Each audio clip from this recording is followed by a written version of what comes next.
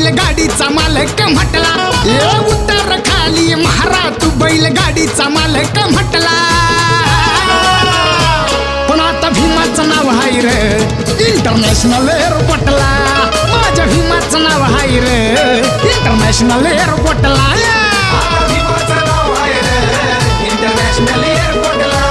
माझ्या भीमाचं नाव आहे रे नागपूरच्या एअरपोर्टला.